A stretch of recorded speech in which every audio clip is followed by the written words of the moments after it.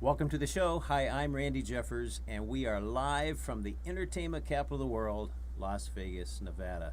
I'll tell you, we are in for a treat today. We have one of my special friends, Magdi Shaker, and who originally came from Egypt and now lives in Las Vegas, Nevada. And Magdi, if you would, just tell us a little bit about yourself.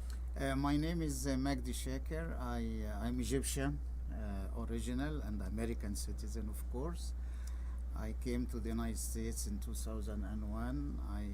As representing the country of Egypt at the consular and the head of the press bureau and the information bureau. So you were a diplomat? Yes, it's a diplomat career at the United Nations from 2001 until 2005. Wow. I'm married, my wife Yvonne Shaker, and we have two children. The oldest one, Maran, he is in New Jersey. He finished his biomedic. Was a veteran, and he is coming to Las Vegas to study medicine, and he is helping the veteran people in New Jersey up till now. Wonderful. Wonderful. Well, I happen to know you have one of the sweetest wives in the entire world. Thank you so much. And you found her in. You had to find her in Egypt, right? Sure. Yes, she's Egyptian. She is the ancestor of pharaohs. The sister of pharaohs. Well, you know, it's such an. Egypt is such an interesting country. It's just, it's on my list. I have not been there, but it's certainly on our list to go there.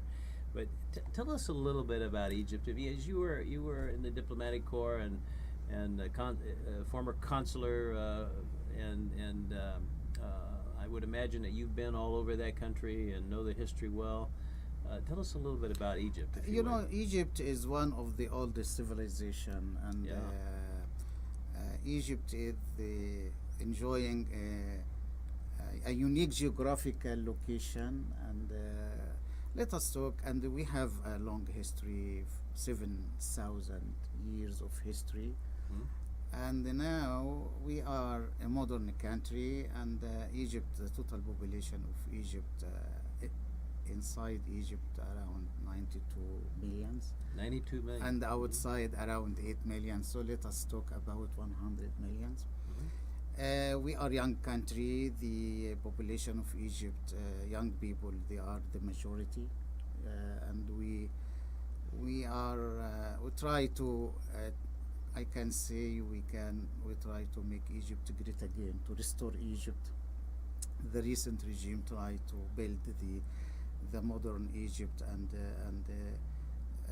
of course we have some economic problem, and this is everywhere in the world. People, they need each other, but we are now settled. We have our new regime, and we have a new constitution, and we have parliament, and we are a republic.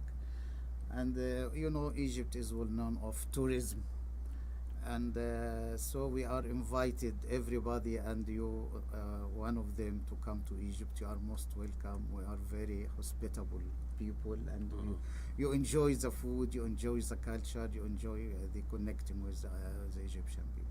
Well, count me in, because I'm gonna go with you sometime. You are most welcome. You and any other people would like to come to Egypt.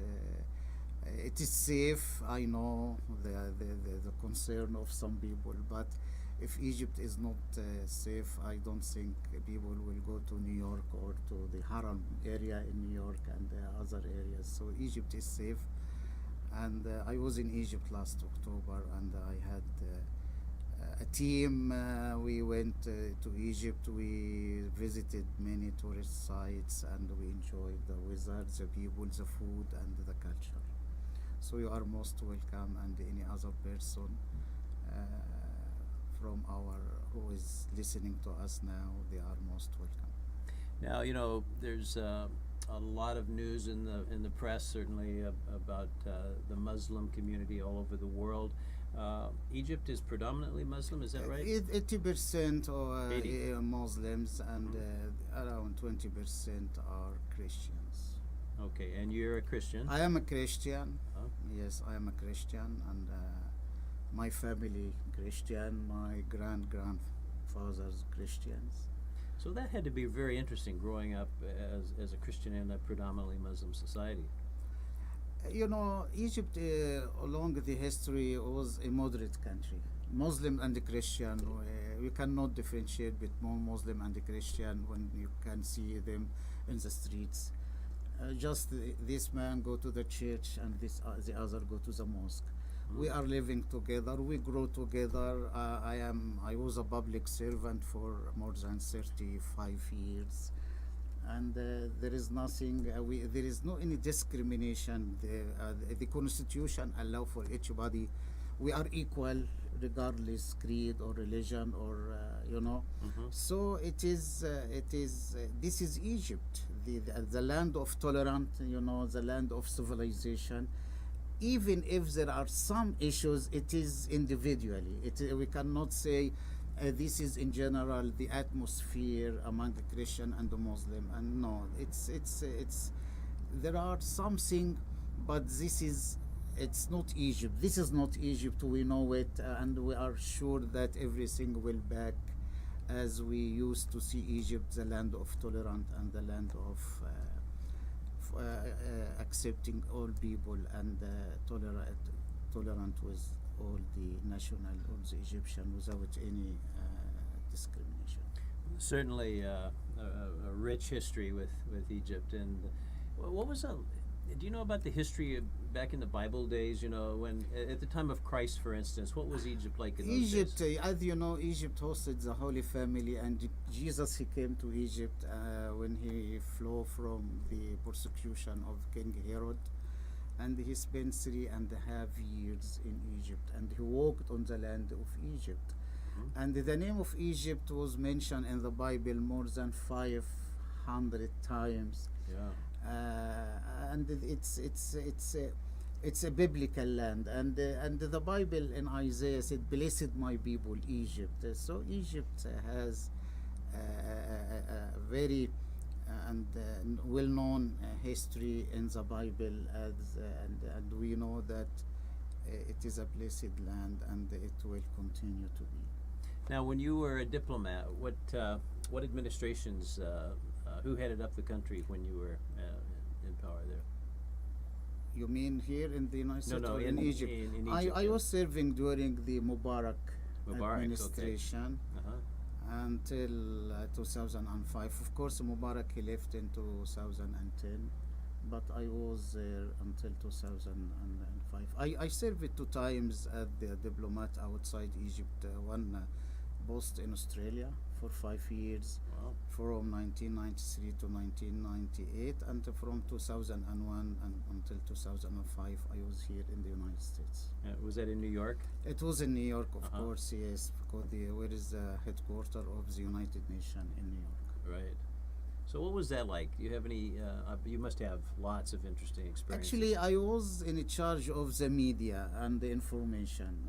I was working as to explain and to bring Egypt, to sell Egypt to the United States and to tell Egyptian about the United States. I was working as a bridge between here and there. You know, and I believe in the public diplomacy and to connect people.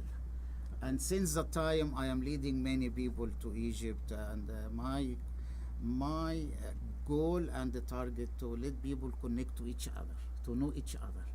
So when we know each other, I am sure that any barrier, any differences will be melted, and Right. this is how we can improve the relationship between people in this world.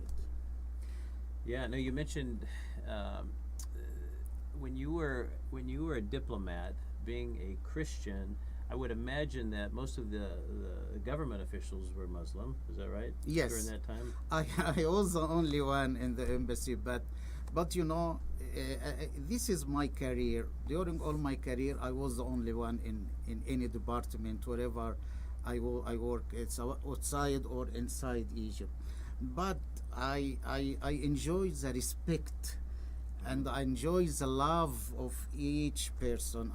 One time I had more than 50 under my supervision, engineers, because I was a general director of the Egyptian website, the social media. I'm in charge of all news published outside on Egypt. I enjoy the respect and the love, because if I respect myself, if I love people, people of course they Of love course. me. And this is our Christianity. We have to love people, you know, and to serve others. And the more you serve, the more people serve you. The more you love, the more people they love you too.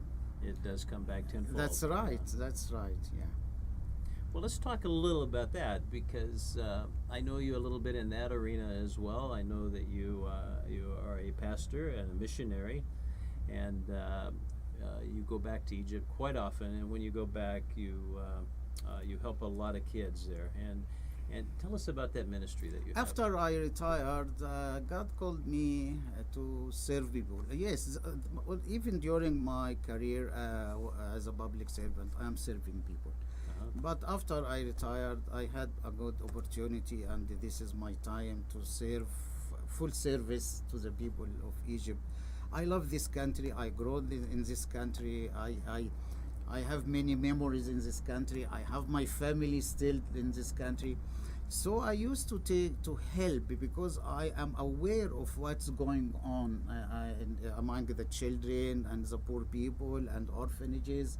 So, and God is helped me to take some people, many people from the United States, to visit orphanages, to connect with the people in the street, in tourist sites, in churches. In one time, I led a team and we met the Grand Imam of Al Azhar. We had the meeting with ministers. We had meeting with the governor and with the media too. Mhm. So now we are trying to help this country. As I said, we need people to come to invest. We need business people to come to Egypt. We have potential, we have resources, we have educated people, we have many things people they can do. We need people to come to help, to create jobs for our youth, for our new generation. We have universities. We have American University, British University, German University. We are competitive. Our youth, they are competitive in the market and technology, and we need people to come. And my approach, I used to take people. If somebody would like to do something, I ask him, "Have you been in Egypt before?" If he said no, I said, "Please come with me. See by your eyes. Connect with the people. Smell, taste, and after that, you can come back and decide." Nowadays, we are trying.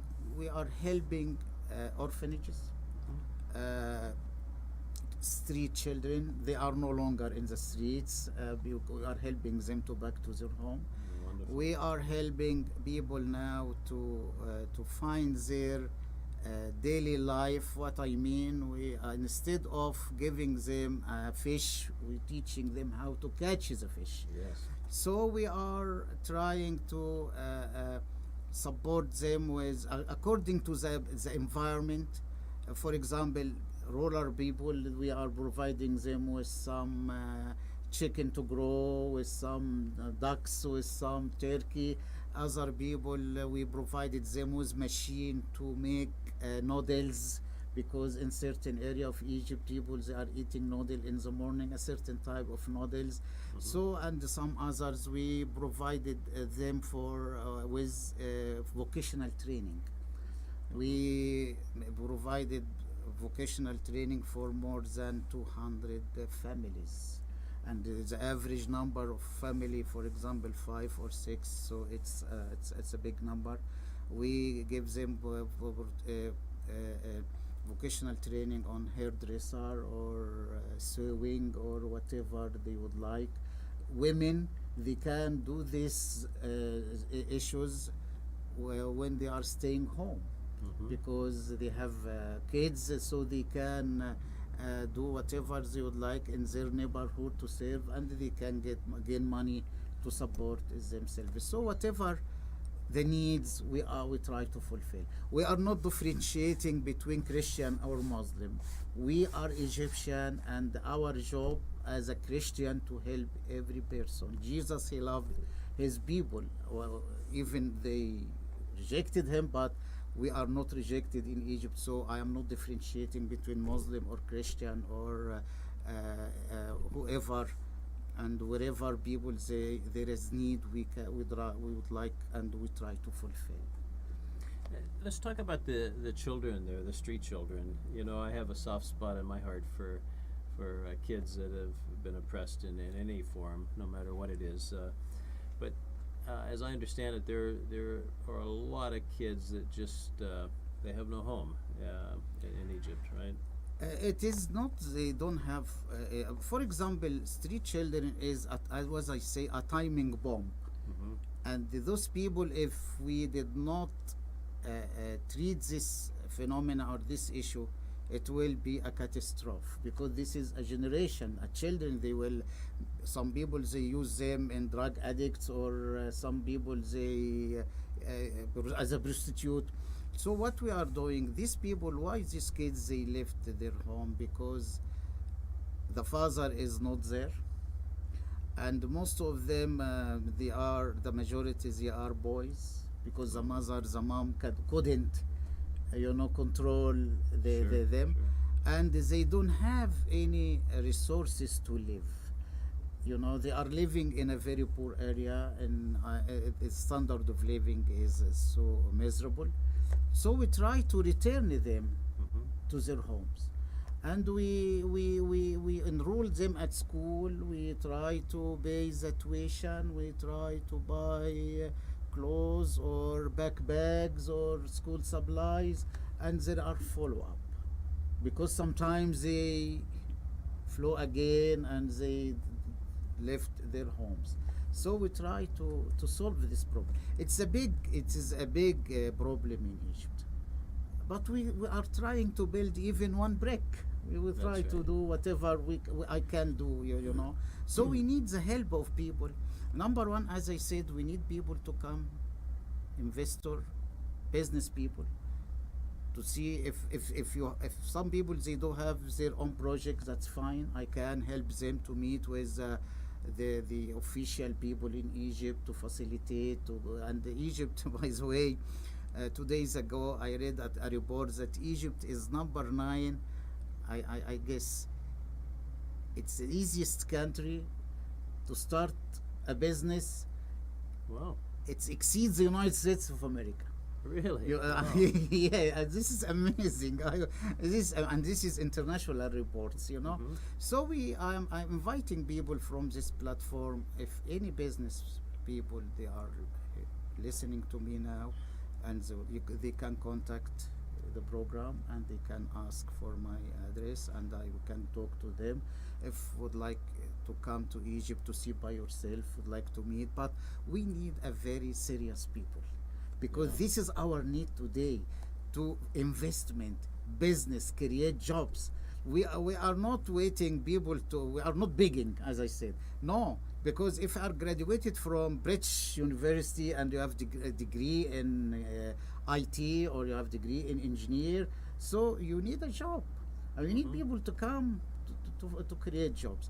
Number two, for the disabled people, we have disabled people, we have disabled children, there is orphanage of disabled, mental and physical disabled.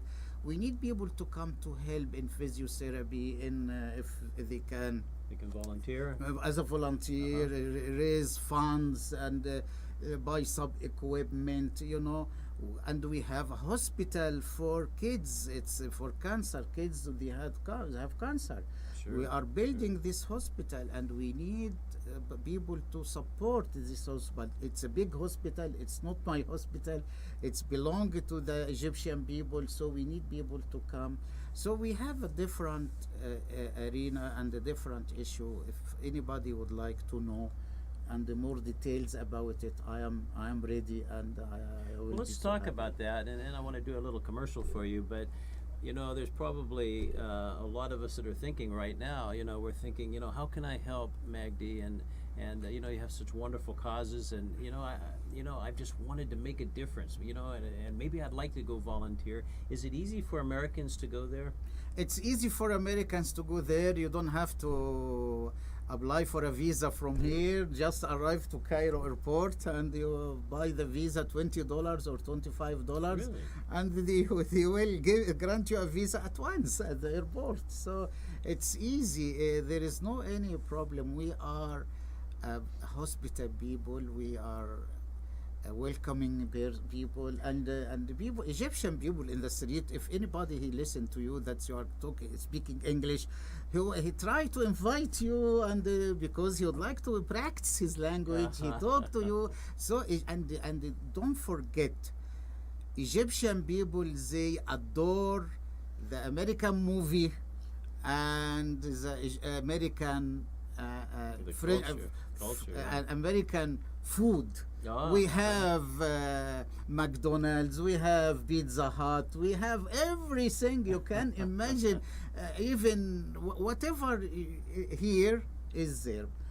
What I am saying, what's going here, what's happening in the United States, it's not for the United States, for everywhere, for every place. And the Egyptian, and the young people, young generation, they are crazy of American life of style, and so it's easy. There is no problem. Number two, you ask me how can you help?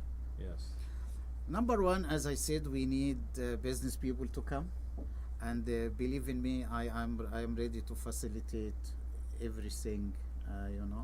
Number two, we are raising money for this cause for the poor people, widows and orphan. Because there are many families, they are widows and they don't have any source of income. So we are trying to help them to find job for themselves or to afford. If you are growing some birds, we buy for you chicken, and you can sell it and you can eat some, and etc. If you are doing sewing, we will buy a sewing machine. If this machine for the noodles, we can buy it. If other people they can grow sheep, for example, or goats, or cows. It depends on the resources we have. We are helping people in their own environment, in their own villages, to help themselves, because we would like to. The United Nations decided there is a certain time they will eradicate poverty from the world. We try to help people, we try to help the poor people, and we would like to help the educated people to find jobs, and whoever the area of interest, we can help you to fulfill your desire, the desire of your heart. But I prefer, before you do something, come and see.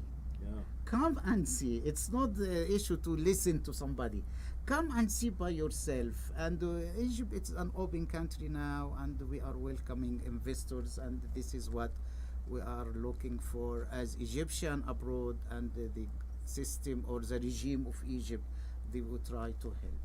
Well, that's wonderful. Well, let's do a little commercial right now for you. If somebody wants to get a hold of you and they want to go on one of these trips, and maybe they'll go, maybe I'll go at the same time with them, how would we get a hold of you? Actually, people, they come to me 3 months ago. We would like to go to Egypt. We would like to go to Egypt in a tourist trip.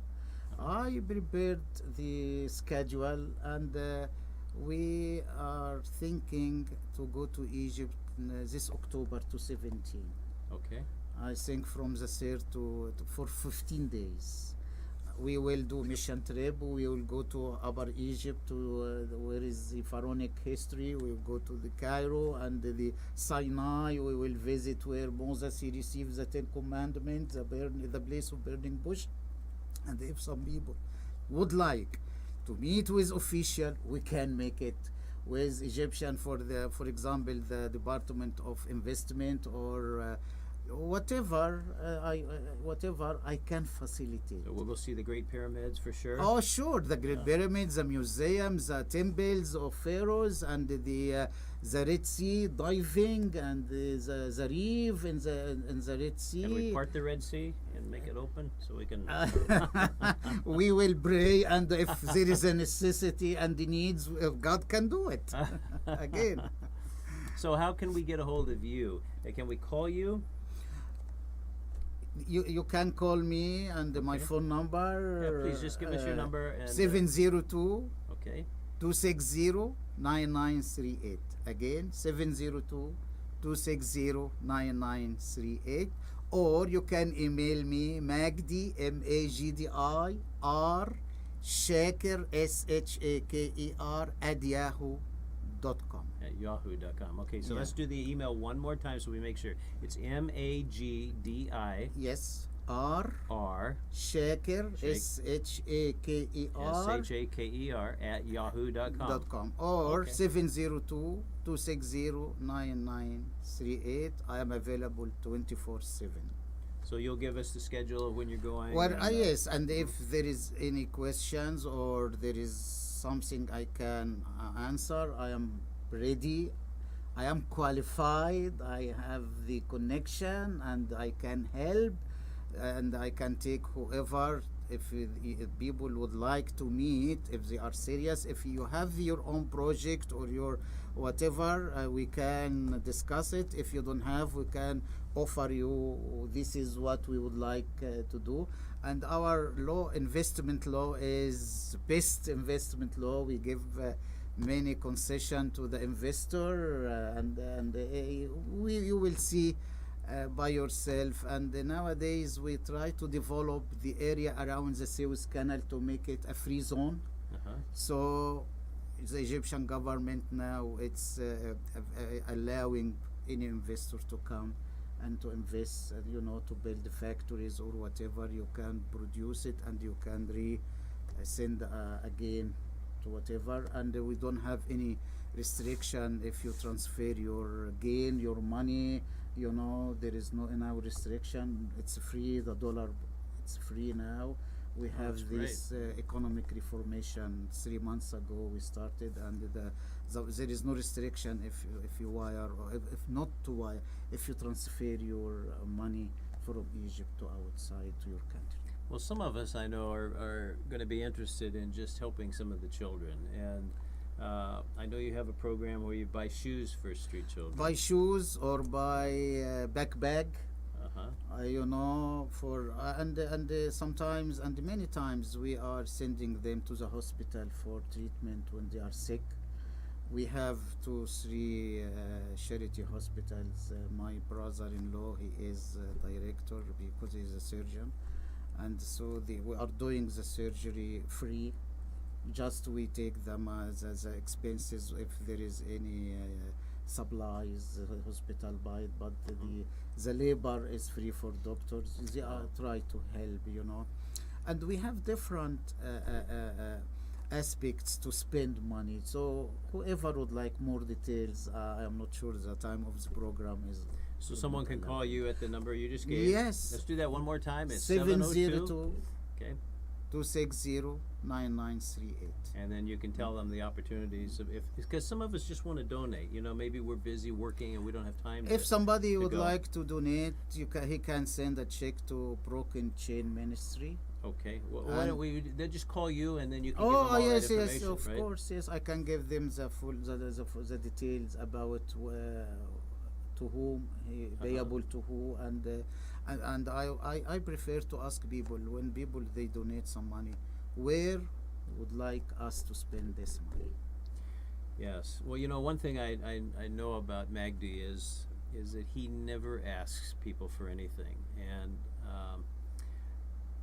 you live out your faith in a way that's really special, and you just believe that when there's needs, that God will. You pray for those needs, and you believe that God will provide those needs, and it just happens. This is our life, because we are not doing mission for God. Mhm. God, he is the father of widow and orphan. So this is his mission. I am just a tool. He used me, you know, and he can use anybody. Right. But this is a privilege. So we, as a Christian, we have to live what we are saying, and to what we are saying, we have to live in. This is a Christianity. This is how we can, how we know and we taught Christianity from the Bible. We are not caring for anything. We are not asking for money because God is rich. The Bible said, silver is His and the gold is His. So we are not worried about. We pray and the God He provides. He is a provider. Well, For that's fabulous. Well, let's talk about you personally. And what was it like as a little boy growing up? Tell us about your did you have brothers and sisters and your parents? Tell us Yes, about that. I am the oldest brother. I have five. We are five. Uh-huh. Two sisters and three brothers. Ah. I am the oldest. All of them, they are married. They are pa and ma, you know. And my dad and my mom, they went to heaven long time. When I was here in the United States in 2002, my mom passed away, and in 2008, my dad, he passed away. Ah. You know, but you said, I grow in this country, but in Egypt, we are not living in a box. Mhm. Our mind open to the world. We know about the United States. We study in the university as a politician the Constitution of the United States, the Civil War of the United States, the regime, the Congress, and the Supreme Court and the White House. We know the mechanism, how this system here is working. Mhm. Because the United States, for all the people, it's a dream. And I am sure that it will continue to be the dream, you know. And I'm the example of democracy.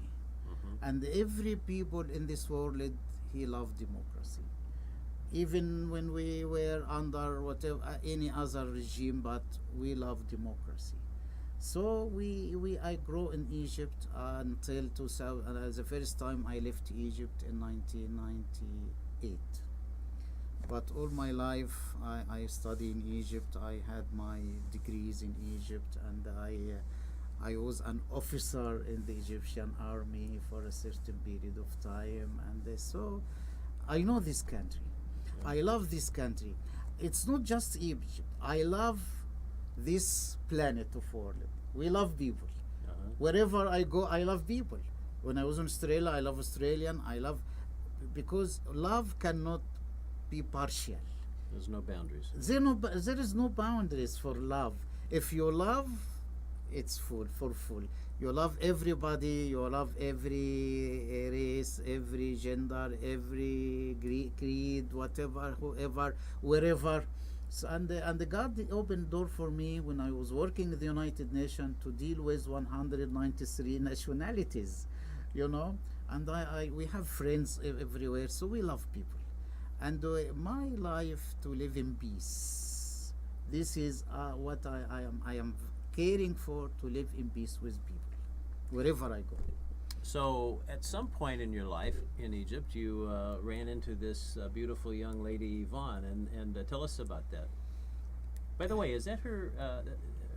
Is that her Egyptian name? She has a different name, maybe.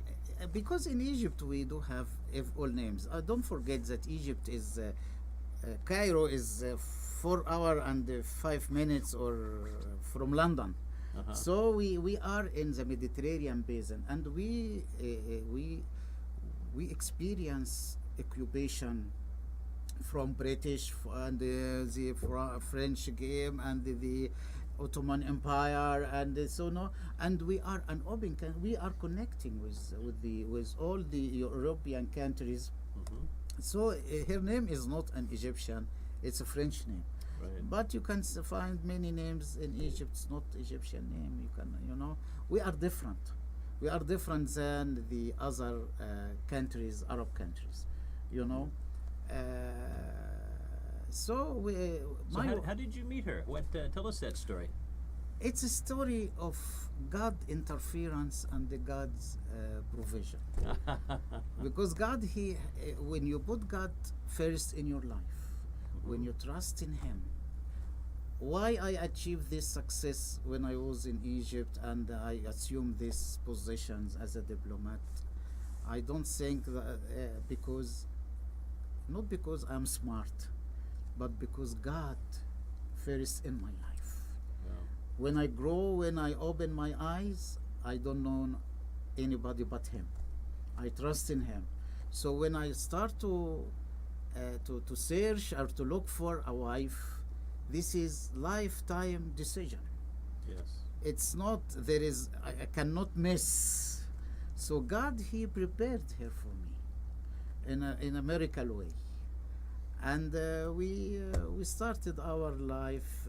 I was married since 1984. Mm-hmm. February 23, 1984. Wow. So it's around 32 years now. You have an anniversary coming up. Oh, yeah. Oh, that's wonderful. Yeah. So, what was it like the moment when you first put your eyes on her? When I saw her and I prayed for God, and the God He said to me, "This is." You knew right away. Right away, I met her and God He said, "This is a lady." I said, "Lord, if I met her again, I couldn't recognize her face, because it's not polite to gazing in the face of a young lady in our culture, you know. Mhm. But God He prepared her to me because I was praying, I was crying and praying for God. God, please, as you prepare Rebecca, prepare my wife. And the God He gave it to me. Yeah, so it's believe or not, because some people they said, okay, no, this is we Christian life. Our Christianity, it is not a book to read. Mm-hmm. Christianity, it is a life to live. Right. Christianity and the God is not a story. He is not. He is a God of history, yes, but He is a God of today, yesterday, today, and forever. And the God, He has His way. If I ask Him for anything, and be patient, and if this stuff will glorify His name, and the marriage, this is God's system, and the God He ask me, because this is, as I said, it's lifetime decision. We don't have any way to get rid of marriage. This is because this is who I am. I don't care of what's going around me, but this is our life. It's a decision. It is a life decision. The issue of death and life, spiritually, and even when we are here, and you know what's our problem happening in marriage, and what's going on. Yeah, absolutely. Well, let me ask you a question. If you were me and you could ask you anything, what would you ask you? You?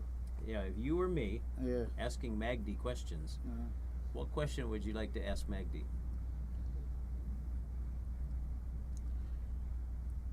Why you are who you are now?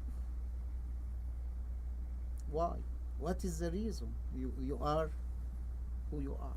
That's a great question. So, Yeah. what's the answer to that question? Since I was 16 years old, I met with Christ. I gave my life to Him. And I am 100% dependent upon Him in all my journey. In all my journey. And this is the secret of success. I am working hard, yes. Some people, they came to me, they said, "Oh, we are very sorry because you are a Christian." I said, "Do you know?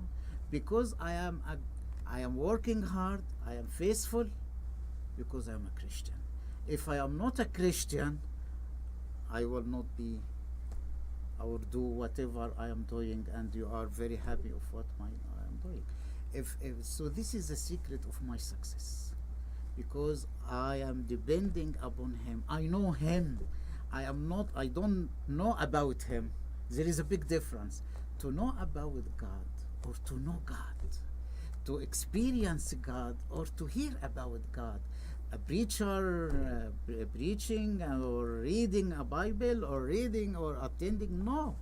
To experience Him, and the more you love Him, the more you experience Him, the more you love Him, the more you love Him, the more you know Him, the more you know Him, the more you love Him, you know. So this is why I am still here, because of Him. Great answer. Well, let me ask you this: you're still a young guy. I know you you retired from being a diplomat, but and you have a lot of projects going on. But on a personal note, what kind of dreams do you have? What do you still want to do? Actually, I would like to do what God would like me to achieve, and I am sure I am not better than people. They die every day, but I am sure that I have a mission to do it. So my prayer to God, help me to do the desire of your heart in my life. So this is my dream. I don't have any personal dream. No personal ones. The second dream, it came early. Our son, he applied for medical school, and he came here in Vegas, and he made interview. So I am praying to God, please bring him Bring him home, huh? from New Jersey to here.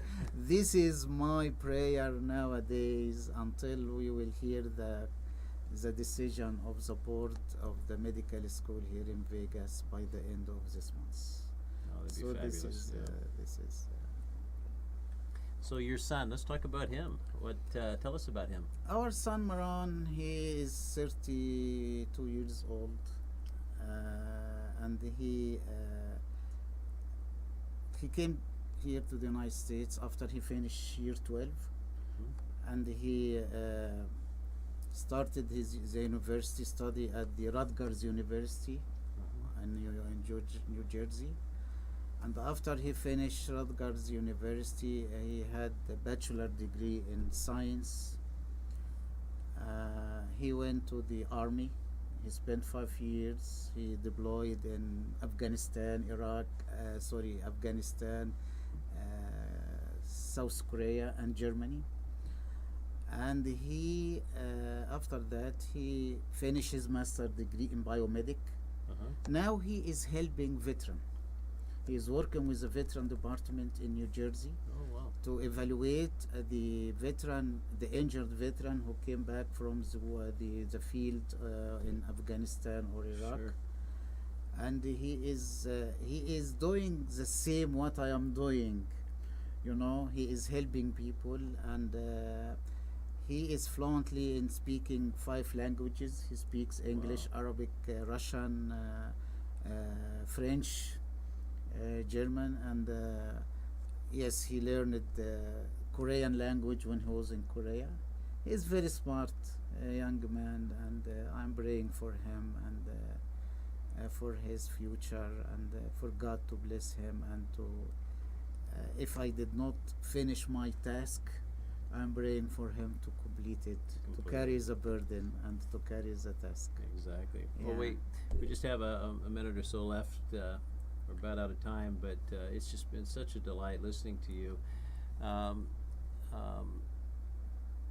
Do you have any unfinished business in your life?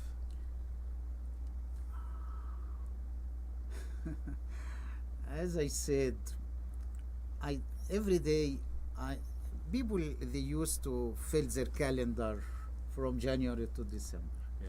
I don't have. My calendar is blank. Every day I said, Lord, what would like me to do this day? Fill it up for the day. For the day. And whatever God leading me to do, to encourage people, to contact people, to pray for people, to help people, to do whatever. So I don't have any unfinished. The unfinished, it is the unfinished. But personally, I am not worried about any unfinished business, because as I said, I am surrender. We have a song, we say we surrender all. Right. Many times we sing something and we're doing something different in our life. And we think that if I depend completely on God, I am a lazy. No, I am not a lazy. I was a politician, and I am a demographer, and yeah, so you know. But Yeah. God, He is helping us to do. The What words unfinished of business. wisdom. We could talk for forever, but we Thank ran you. out of time. So we'll see you next week, same time. Bye bye, everybody. Bye bye.